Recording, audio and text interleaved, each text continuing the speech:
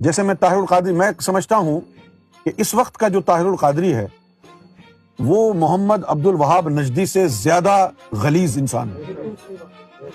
جس نے بچے کچے جو لوگ تھے تصوف کے پیروکار ماننے والے، ان کا ایمان ایسے تباہ کیا ہے۔ نمبر 1، اس بندے نے غوث اعظم کا مرید کیا ہوتا ہے اس فلسفے کو برباد کر دیا۔ یہ غوث اعظم رضی اللہ تعالی عنہ کا گستاخ عظیم ہے۔ نمبر 2، یہ امام مہدی علیہ الصلوۃ والسلام کا گستاخ ہے، اور لوگوں کو اس نے گمراہ کیا ہے جب اس نے دیکھا کہ سیدنا امام مہدی گوھر شاہی کی شہرت پھیل رہی ہے، تو اس شہرت سے حاسد ہو کر، خائف ہو کر اس نے جھوٹے جھوٹے خواب سنائے کہ امام مہدی تو 850 سال بعد آئیں گے۔ اس کے بعد بھی لوگ نہ مانے، پھر بھی لوگ شامل ہوتے گئے، تو پھر کیا ہوا؟ جس نے ایک اور خواب گھڑا کہ مجھے خواب میں دکھایا گیا کہ امام مہدی آ گئے ہیں، عیسیٰ علیہ السلام آسمان سے میرے سامنے اترے، اور پھر امام مہدی نے کہا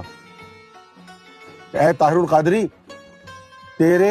منہاج القرآن کے تمام کارکنان جو اب ہیں اور قیامت تک منہاج القرآن کے ممبر بنتے رہیں گے، ان سب کو میں نے اپنے لشکر میں شامل کر لیا ہے۔ اور پھر طاہر القادری کہتا ہے کہ اب امام مہدی جب بھی آئیں، جو منہاج القرآن کا ممبر ہوگا وہ امام مہدی کے لشکر میں شامل ہے۔ اچھا جی، آپ کے بقول امام مہدی نے 850 سال بعد آنا ہے، تو 850 سال پہلے آپ کے جو ممبران ہیں وہ امام مہدی کے پیروکار بن گئے، سمجھے؟ تو پھر جب 850 سال پہلے والے بن سکتے ہیں تو 1000 سال پہلے والے بھی امام مہدی کے لشکر میں شامل ہو سکتے ہیں، 2000 سال والے بھی شامل ہو سکتے ہیں۔ تو پھر یہ غوث اعظم رضی اللہ تعالیٰ انہوں نے اپنے بیٹے کے بیٹے پوتے کو کہا کہ اس وقت تک نہ مرنا جب تک میرا سلام نہ کہہ دو۔ مولا علی نے فرمایا کہ مجھے امام مہدی کا زمانہ مل جاتا تو میں ان کی غلامی کرتا ساری زندگی، اور تم نے بیٹھے بیٹھے اپنی لڈی چڑھانے کے لیے لوگوں کے سامنے گنبد خضرا کی جھوٹی قسمیں کھائیں، اللہ کی عزت کی جھوٹی قسمیں کھائیں،